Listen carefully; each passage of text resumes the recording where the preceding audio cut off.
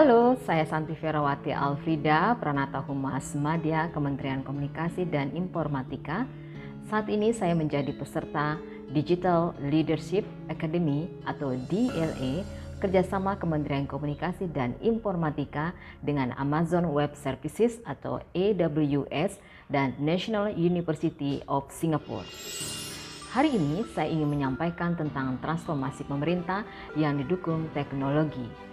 Pandemi COVID-19 mengharuskan pemerintah untuk terus berbenah memperbaiki seluruh kebijakan, khususnya terkait kesehatan, perlindungan sosial, penanggulangan bencana, dan pemulihan ekonomi. Berbagai program perlindungan sosial telah digulirkan merespon dampak pandemik terhadap masyarakat rentan yang semakin terperosok di garis kemiskinan. Selain perbaikan pada perlindungan sosial, pandemi COVID-19 dapat menjadi momentum bagi pemerintah untuk mengakselerasi transformasi digital pemerintahan.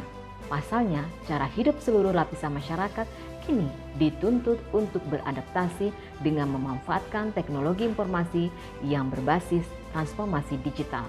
Pemerintah juga dituntut untuk menghadirkan pelayanan publik yang optimal serta kebijakan yang tepat sasaran untuk merespon persoalan dengan cepat. Akselerasi serta inovasi transformasi digital dalam pelayanan publik di masa pandemik terus dilakukan. Inovasi transformasi digital ini diimplementasikan pemerintah melalui sistem pemerintahan berbasis elektronik atau SPBE dan Satu Data Indonesia atau SDI. Transformasi digital dalam pemerintahan ditandai berbagai pembangunan infrastruktur pusat data dan lainnya yang dapat menghemat anggaran secara signifikan per tahun. Transformasi digital pemerintahan juga berperan untuk mendukung proses koordinasi dan sinergi yang dilakukan pemerintah pusat dan daerah untuk menghadirkan kebijakan yang berbasis bukti dan tepat sasaran.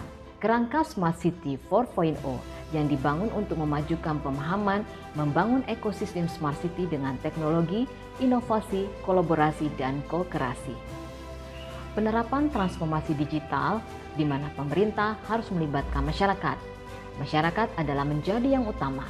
Para birokrasi harus menjadi lebih dekat dengan masyarakat. Di satu sisi, ketika negara harus bertransformasi digital, banyak tantangan yang dihadapi.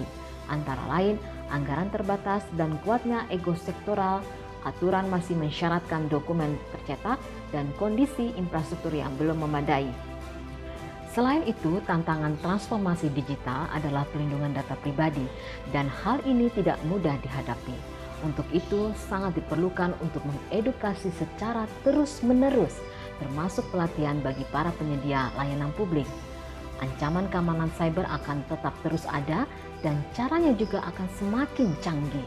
Dan tidak ada solusi lain satu-satunya, yaitu dengan cara di mana ada istilah keamanan informasi disebut ETA atau Education, Training, and Awareness.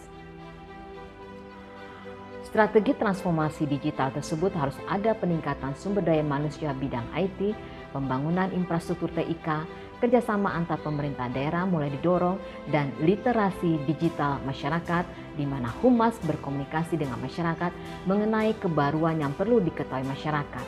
Demikian saya sampaikan tentang transformasi pemerintah yang didukung teknologi. Saya Santi Ferawati Alfrida, sampai berjumpa.